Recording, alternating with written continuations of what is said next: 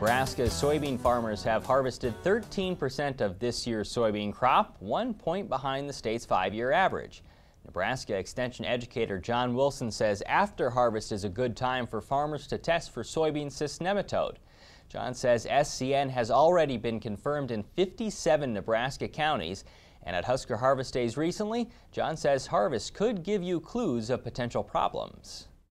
After harvest is a great time to sample for several reasons. First off, it's a time of year when we seem to have a little bit more time on the farm to do something like that.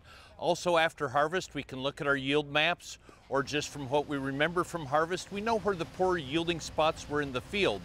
Now, some of those poor yielding spots are areas that we can't attribute to a difference in soil type or more weed pressure or insect pressure. That would be a spot that we would want to check for SCN. In the fall, if we're sampling into old a soybean field that just came out of production, we can have the old row of stubble, and as we probe in, we probe at an angle, so we're going through the root system, and that way we're more likely to pick up if SCN was present in the field.